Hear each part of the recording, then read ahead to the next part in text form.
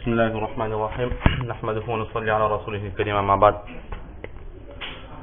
باب السواك من الفطرة. Le chapitre au sujet du miswak, l'importance du miswak, que le miswak c'est une sunna, une habitude des prophètes antérieurs. وبه قال حدثنا يحيى بن معين قال حدثنا وكيع عن زكريا بن أبي زائدة عن مصعب بن شيبة عن طلق بن حبيب عن ابن الزبير عن عائشة رضي الله تعالى عنها وعنهم أجمعين قالت قال رسول الله صلى الله تعالى عليه وعلى آله وسلم عشر من الفطرة. Donc l'imam Abu Daoud rahmatullah alayh, qui rapporte de son professeur Yahya ibn Mu'in, qui rapporte de son professeur Waqi', qui rapporte de Zakaria fils de Abu Za'idata, qui rapporte de Mus'ab fils de Shayba, qui rapporte de Talaq fils de Habib, qui rapporte de Ibn Zubayr, qui rapporte de Hassan Aisha radiyallahu ta'ala anha, qui dit que le saint prophète sallallahu alayhi wa sallam a dit que 10 actions font partie de la fitra. Nous avons déjà vu l'explication de cette phrase la dernière fois. Qassu sharib, le fait de se tailler la moustache, que nous avons déjà vu. Wa i'fa'ul lihya, l'effet la barbe poussée, nous l'avons déjà vu.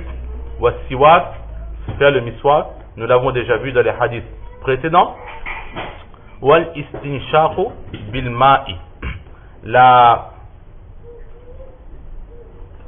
quatrième chose que mentionne le saint prophète sallallahu alayhi wa sallam, fait de faire le istinshaq bil ma'i, se laver le nez à fond, ou bien mettre de l'eau dans le nez. Il y a deux termes. Le premier terme c'est le madmaza, c'est-à-dire se laver la bouche, et le deuxième terme c'est le istinshaq, se laver le nez.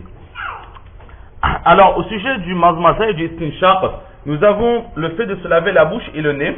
Nous le retrouvons dans deux actions que nous avons l'habitude de pratiquer régulièrement. Le premier c'est le wuzu, que nous devons le faire tous les jours, et la seconde action c'est le ghusl, le bain rituel, que de temps en temps nous devons le faire. Alors au sujet du madmaza et du istinshaq, il y a une petite divergence. Nous allons voir cela très rapidement. Imam Shafi'i et Imam Malik alayhimu rahma, pour eux le madmaza et le istinshaq, se laver la bouche et se rincer le nez, pour le wuzu et le ghusl, pour les deux c'est une sunna. Imam Ahmad ibn Hanbal alayhi rahma, lui, il est d'avis que se laver la bouche et se laver le nez, ces deux actions sont wajib dans le wuzu et dans le ghusl. Imam Shafi'i, Imam Malik, eux ils sont d'avis que ces deux actions sont sunna dans le wuzu et dans le ghusl. Imam Ahmad ibn Hanbal, lui, il est d'avis que les deux actions sont wajib, obligatoires dans le wuzu et dans le ghusl. Si pour Imam Ahmad, quelqu'un n'a pas fait, ne s'est pas rincé la bouche lors du wuzu, ou ne s'est pas rincé la bouche, le nez lors du wuzu ou du ghusl, son wuzu ne comptera pas. Et pour Imam Shafi'i et Imam Malik, eux, si quelqu'un a omis de rincer sa bouche ou son nez pour le ghusl, alors ce ghusl comptera quand même. Et Imam Ahmad ibn Hanbal qui donne un autre avis, qui dit que le madmaza, c'est-à-dire se laver la bouche, c'est une sunna dans le wuzu et dans le ghusl. Et c'est le nez, se rincer le nez qui est wajib, obligatoire dans le wuzu et dans le ghusl. Là ce sont les divergences des autres imams. Et pour Imam Abu Hanifa rahmatullah alayhi, que nous connaissons tous, pour le wuzu, se rincer la bouche et le nez, c'est sunna, ce n'est pas obligatoire.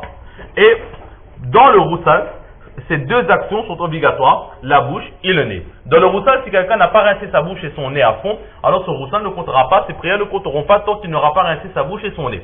Alors que dans le wuzu, s'il ne les a pas lavés et rincés, le wuzu comptera et les prières compteront aussi. Pourquoi est-ce que Imam Abu Hanifa rahmatullah alayhi, il est de cet avis? Il se base tout simplement sur deux versets du Coran. Et c'est là que nous voyons la sagesse de Imam Abu Hanifa rahmatullah alayhi dans la façon, dans sa façon de comprendre et d'enseigner un masla. Dans le Coran, Allah qu'est-ce qu'il dit? Fasilu wujuhakum. Dans le Coran, Allah il dit pour le wuzu, lorsqu'il parle du wuzu, de la façon de faire le wuzu, un ayat spécifique, un verset spécifique. Ya ayyuhalladhina amanu idha qumtum ila as-salah fasilu wujuhakum wa aydiyakum ila al-marafiq wamsahu bi ru'usikum wa arjulakum ila al-ka'bayn. Dans ce verset, Allah il nous enseigne la façon de faire le wuzu. Et lorsqu'il parle du visage, qu'est-ce qu'il dit? Fasilu wujuhakum. Lavez-vous, rincez-vous le visage. Et pour mentionner le terme du visage, le mot wajh, waw, jim, he, a été employé. Alors Imam Abu Hanifa rahmatullah alayh, il a regardé qu'est-ce que le wajh en lui-même. Qu'est-ce que le terme visage, qu'est-ce qui est défini par le terme visage dans la langue arabe. Et là il a vu que le visage en arabe, c'est au moment de parler, lors d'une discussion, toutes les parties visibles de la face sont ce qu'on appelle le wajh. Et là, Allah il a donné l'ordre de laver le wajh, donc le visage. Or, étant donné que l'ordre est de laver que les parties visibles de la face de l'être humain, il a dit que l'intérieur de la bouche n'est pas visible, ainsi que les narines de la personne, cela n'est pas visible. C'est pour cela qu'il dira que ces deux parties du corps, les narines et la bouche, ne font pas partie du visage, donc nous n'avons pas l'ordre de les laver. Alors que dans le Roussal, il a donné l'ordre, il dit que c'est wajib de laver la bouche et le nez. Pourquoi? Il se base sur un autre verset du Coran. Lorsque Allah il décrit le Roussal, alors là qu'est-ce qu'il dit? Fattaharu.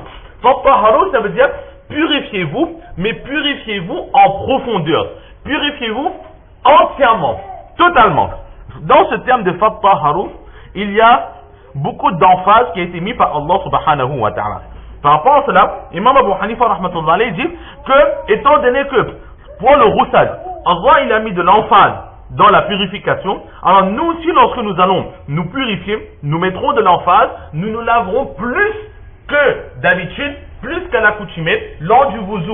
C'est juste le visage qui est obligatoire. Alors là, qu'est-ce qu'il va dire pour le roussal? Les parties non visibles aussi, les parties cachées aussi, devront être lavées, en l'occurrence la bouche et le nez. C'est pour cela qu'Imam Abu Hanifa rahmatullah alayh, il est d'avis que dans le wuzu, la bouche et le nez sont sunnah, et dans le roussal, ce reste la bouche et le nez, cela devient obligatoire, cela devient wajib.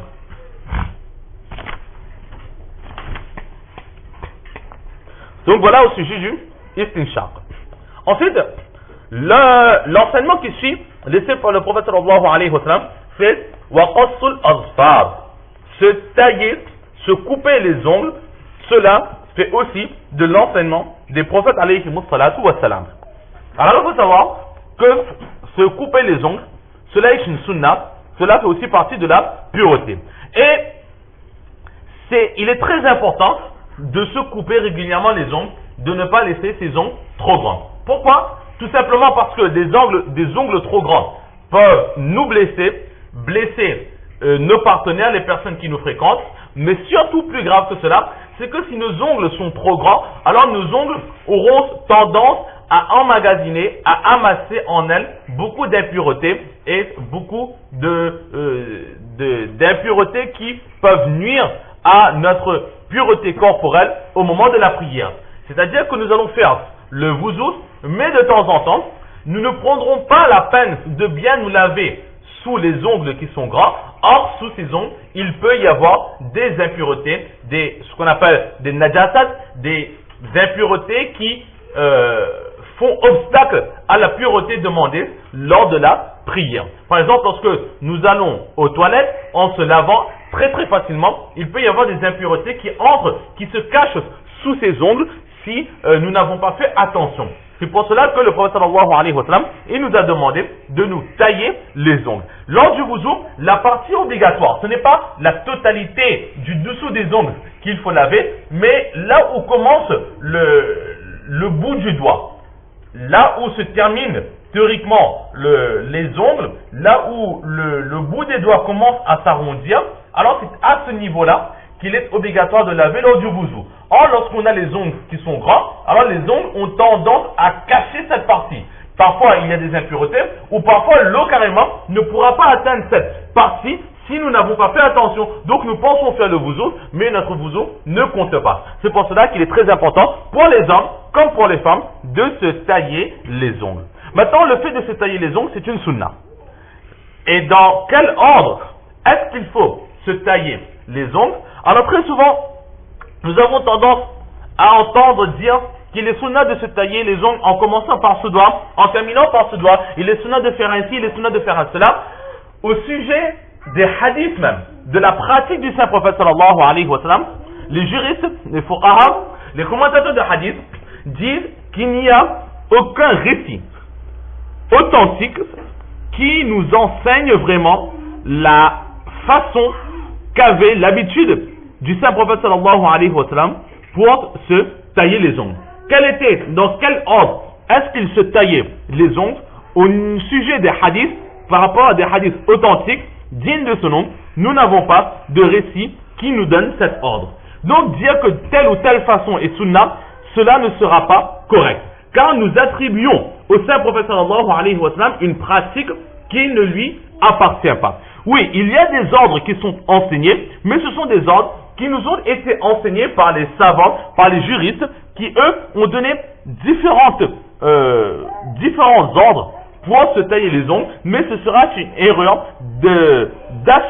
d'assimiler cet ordre à la pratique prophétique du saint prophète sallallahu alayhi wa sallam. Alors, les fuqaha, les juristes, qu'est-ce qu'ils nous enseignent par exemple pour se tailler les ongles? Nous allons donner certains exemples. Tout d'abord, en général, ils disent tous de commencer par la main droite. La première façon, ce serait de se couper les ongles d'abord de l'index.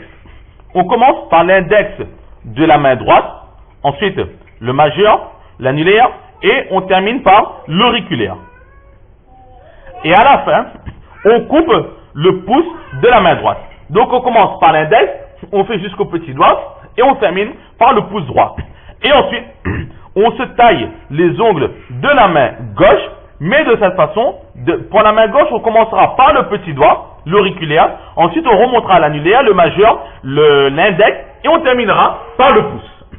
On répète, pour la main droite, on commence par l'index, on va jusqu'au petit doigt, l'auriculaire, et on finit par le pouce de la main droite. Et ensuite on attaque la main gauche,